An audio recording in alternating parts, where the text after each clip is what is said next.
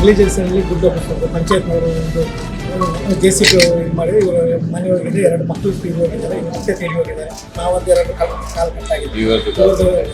ಒಂದು ಕಾಲಿಗೆ 1 ಲಕ್ಷ ರೂಪಾಯಿ, ಒಂದು ಜೀವಕ್ಕೆ 5 ಲಕ್ಷ ರೂಪಾಯಿ ಕೊಟ್ಟಿದ್ದಾರೆ. ಅವರು ಇವರು ಜೀವಮಾನ ಪೂರ್ತಿ ಮನೆ ಹೋಗಿದೆ, ಯಾವುದಿಲ್ಲ, ಎಲ್ಲ ವುಮೆನ್ ರೈಟ್ಸ್ ಕಮಿಷನ್ ಇದು ಎಲ್ಲ ವೈಲೇಷನ್ ಮಾಡಿದ್ದಾರೆ ಸರ್. ಬಟ್ ಏನು ಅಂತ ಹೇಳಿ ಆಯ್ತು, ಇಲ್ಲಿ ತನಕ ಇಷ್ಟಿಲ್ಲಿ ಹಿಂಗೇನಿದ್ದಾರೆ ಇವರಿಗೆ. ನೆಕ್ಸ್ಟ್ ಏನು ಫ್ಯೂಚರ್? ತಾಯಿ ತೀರೋದ್ಮೇಲೆ ಯಾರಿಲ್ಲ ಇವರಿಗೆ. ಬಸ್ ಸ್ಟ್ಯಾಂಡಿಗೆ ಮನೆ ಡೆಸ್ಟ್ರಾಯ್ ಆಗಿದೆ. ಯಾರು ಇಲ್ಲಿ ತನಕ ಒಂದು ಆಫೀಸರ್ಸ್ ಅಲ್ಲಿ ವಿಸಿಟ್ ಕೊಡಲಿಲ್ಲ ಸರ್.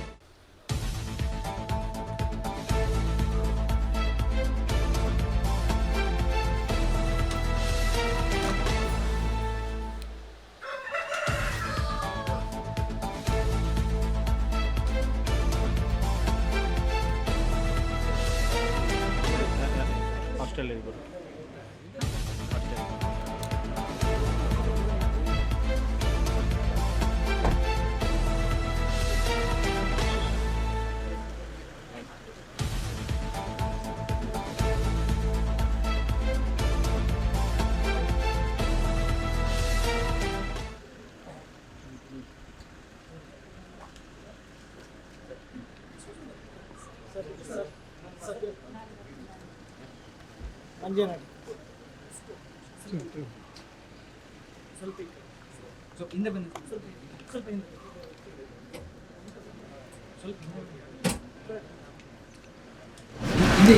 ಬಟ್ರೆ ಸ್ವಲ್ಪ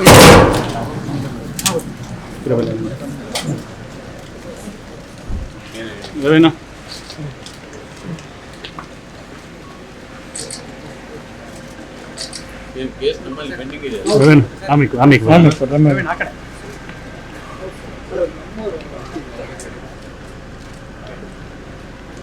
ನಮ್ಮಲ್ಲಿ ನಿಮ್ಮ ಕಮೆಂಟ್ಸ್ ಕೇಳ್ತೀರಾ? ಇಲ್ಲ, ಇವರಿಗೆ ನೋಟಿಸ್ ಮಾಡಿ, DC ಡೆಪ್ಯೂಟಿ ಕಮಿಷನರ್ ನೋಟಿಸ್ ಮಾಡಿದ್ರು, ಎಷ್ಟು ಪರಿಹಾರ ಕೊಟ್ಟಿದ್ರು. ಅವರು ಪ್ರಾಕೃತಿಕ ವಿಕೋಪ ಅಂತ ಹೇಳಿ ಇದು ಮಾಡಿದ್ರು. ಬಟ್ ಅದು ಪ್ರಾಕೃತಿಕ ವಿಕೋಪ ಅಲ್ಲ, ಅಲ್ಲಿ ನೆಗ್ಲಿಜೆನ್ಸಲ್ಲಿ ದುಡ್ಡು ಹೋಗ್ತಾರೆ. ಪಂಚಾಯತ್ನವರು ಒಂದು JCB ಇದು ಮಾಡಿ ಇವರು ಮನೆ ಹೋಗಿದೆ, 2 ಮಕ್ಕಳು ತೀರಿ ಹೋಗಿದ್ದಾರೆ, ಇವರು ತೀರಿ ಹೋಗಿದ್ದಾರೆ, ಯಾರು ಅತ್ತೆ ತೀರಿ ಹೋಗಿದ್ದಾರೆ. ನಾವೊಂದು 2 ಕಾಲು ಕಟ್ಟಾಗಿದೆ. ಒಂದು ಕಾಲಿಗೆ 1 ಲಕ್ಷ ರೂಪಾಯಿ ಆಗ್ತದೆ ಪಂಚಾಯತ್ನವರು. ಇವಾಗ ಯಾಕಂದ್ರೆ ಡಿಸ್ಟ್ರಿಕ್ಟ್ ಅಡ್ಮಿನಿಸ್ಟ್ರೇಷನ್ಗೆ ನಾವು ರಿಕ್ವೆಸ್ಟ್ ಮಾಡಿದ್ರೆ ಎನ್ಕ್ವೈರಿ ಮಾಡಬೇಕಂತೇಳಿ ಅದು 70 ಫೀಟ್ ಇದ್ದು ಕಾಲಿಗೆ ಇದು ಹಾರೆ ಹಾಕಿ ನಾವು ಇದು ಮಾಡಿದ್ದೆ. ಆ್ಯಕ್ಚುಲಿ JCBಯಲ್ಲಿ ವರ್ಕ್ ಮಾಡಿದ್ದೆ, ಸೈಂಟಿಫಿಕ್ ಆಗಿ ಕೆಲಸ ಮಾಡಿದ್ದೆ.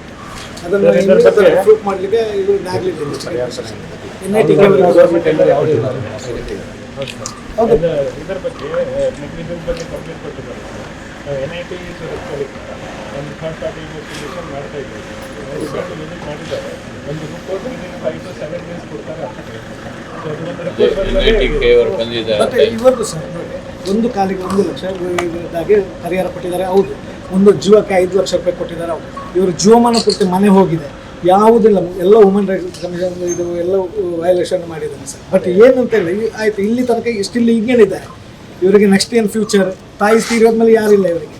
ಬಸ್ ಸ್ಟ್ಯಾಂಡಿಗೆ ಮನೆ ಡೆಸ್ಟ್ರಾಯ್ ಆಗಿದೆ. ಯಾರು ಇಲ್ಲಿ ತನಕ ಒಂದು ಆಫೀಸರ್ಸ್ ಅಲ್ಲಿ ವಿಸಿಟ್ ಕೊಡಲಿಲ್ಲ ಸರ್. ಮನೆಯದು ಕೂಡ ನಾವು ಮಂಜನಹಳ್ಳಿ ಗ್ರಾಮ ಪಂಚಾಯತ್ವರಿಗೆ ಹೇಳ್ಕೊಂಡು ಅದರಲ್ಲಿ ಗ್ರಾಮ ಸಭೆ ಗ್ರಾಮ ಪಂಚಾಯತ್ ಮೀಟಿಂಗ್ ಮಾಡಿಕೊಂಡು ಅವರದ್ದು ಹೆಸರು ಇನ್ಕ್ಲೂಡ್ ಮಾಡ್ಕೊಂಡು ಪ್ರಯಾರಿಟಿಯಲ್ಲಿ ನೆಕ್ಸ್ಟ್ ಯಾವ ಸ್ಕೀಮ್ನಲ್ಲಿ ಬರುತ್ತದೆ ಸ್ವಂತ ಇತ್ತು ಸರ್. ಇನ್ನು ಅಲ್ಲಿ ಮನೆ ಮಾಡಲಿಕ್ಕೆ ಸಾಧ್ಯನೇ ಇಲ್ಲ, ಯಾಕೆಂದ್ರೆ ದೊಡ್ಡ ಗುಡ್ಡ ಕುಸಿತ ಆಗುತ್ತೆ, ಅದ್ರ ಮೇಲೆ ಬಿದ್ದಿದೆ. ಬಟ್ ಇಲ್ಲಿ ತನಕ ಪಂಚಾಯತ್ ಏನು ನಾವು ಎಲಿಗೇಷನ್ ಮಾಡ್ತಾ ಇಲ್ಲ. ಬಟ್ ಏನು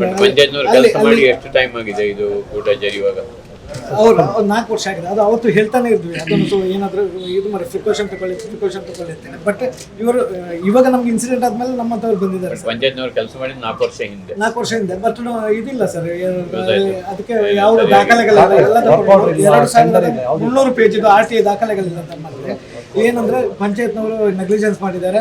ಪ್ಲಸ್ ನಾವು ಇದು ಎನ್ಕ್ವೈರಿ ಕೊಟ್ಟರೆ ಸರ್ಕಾರಕ್ಕೆ ರಿಪೋರ್ಟ್ ಮಾಡ್ತಾರೆ, ಅದು ಮಾನವ ನಿರ್ಮಿತ ಅಂತ ಹೇಳ್ತಾರೆ. ಆ ಜೂನಿಯರ್ ಇಂಜಿನಿಯರ್ ಇದು ರಿಪೋರ್ಟ್ ಕೊಟ್ಟದಲ್ಲಿ ಕಟ್ ಪೇಸ್ಟ್ ಮಾಡಿ ಅಲ್ಲಿ ಸರ್ಕಾರ ತನಕ ಮುಟ್ಟಿದೆ ಅಷ್ಟೇ.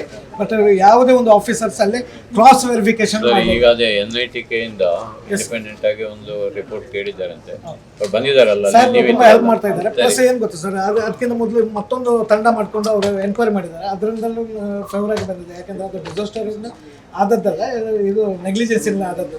ಅದು ಯಾರು ಮಾಡಿದ್ದು? ಇಲ್ಲ ಸರ್, ಅದು 2 ರಿಪೋರ್ಟ್ ಆಗಿದೆ ಸರ್. ಸರ್ಕಾರವನ್ನು ತಂದು ಮಾನವ ಉಪಾಯಗಳನ್ನು ಕಳಿಸಿದ್ದಾರೆ ರಾಂಗ್ ಆಗಿದೆ ಸರ್. ಸ್ವಲ್ಪ ಒಂದು ಬೇಸಿಂದ ಮಾರ್ಕ್ಸ್ ಇತ್ತು ಅಂತ RWS ರಿಪೋರ್ಟ್ ನಲ್ಲಿ ಇತ್ತು. ಅದಕ್ಕಾಗಿ ಕಾನ್ಫ್ಲಿಕ್ಟಿಂಗ್ ರಿಪೋರ್ಟ್ ಇರೋದ್ರಿಂದ ನಾವು NITKಗೆ ಥರ್ಡ್ ಪಾರ್ಟಿ ಇನ್ವೆಸ್ಟಿಗೇಷನ್ ಮಾಡಿ ರಿಪೋರ್ಟ್ ಕೊಡಿ ಅಂತ ಹೇಳಿ. ಸರಿ, ಅದು ರಿಪೋರ್ಟ್ ಬರಲಿ ಈಗ. ಹೌದು, ಮಾನವ ಆಯೋಗಕ್ಕೂ ರಾಂಗ್ ಮಾನವ ಆಯೋಗ ಸುಮೋಟವಾಗಿ ಈ ಪ್ರಕರಣ ಇದು ಮಾಡುವಾಗ ಲೈವ್ ಆಗಿ ಇಡೀ ಮಾಧ್ಯಮಗಳು ತೋರಿಸ್ತಾ ಇತ್ತು. ಇಡೀ ಡೈಲಿ ಆ ಒಂದು ಮಗುವನ್ನು ತೆಗಿಲಿಕ್ಕೆ ಬರೋ ಪ್ರಯತ್ನಗಳೆಲ್ಲ ನೋಡುವಾಗ ಎಲ್ಲರಿಗೂ ದುಃಖ ಆಗಿತ್ತು. ಆ time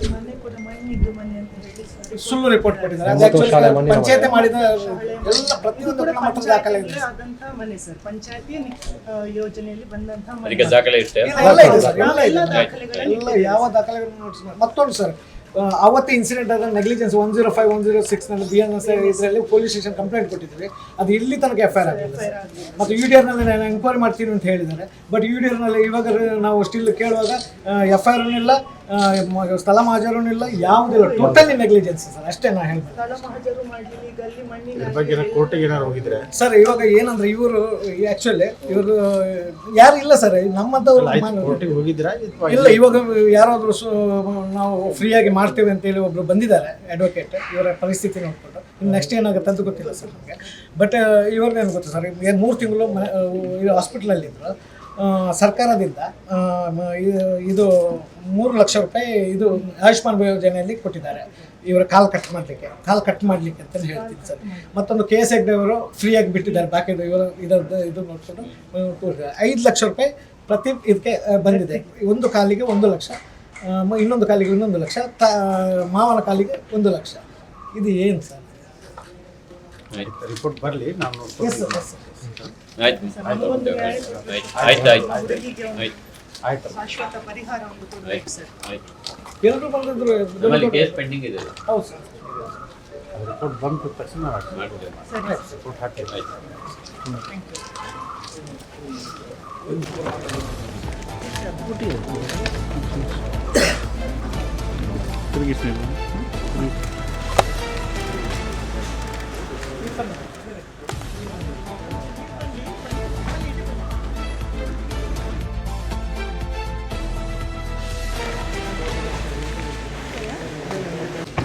in usage, in your usage.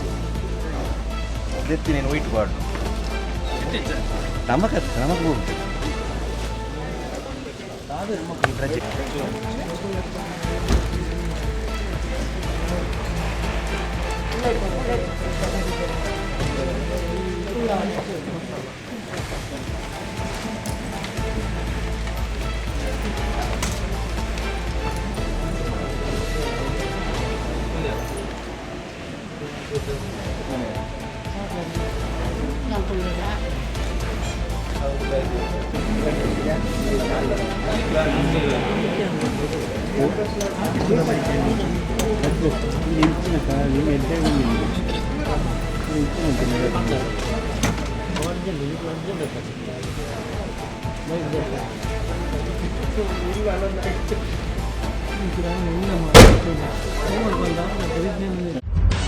ನಿಖರ ಸುದ್ದಿ, ಸದಭಿರುಚಿಯ ಕಾರ್ಯಕ್ರಮ.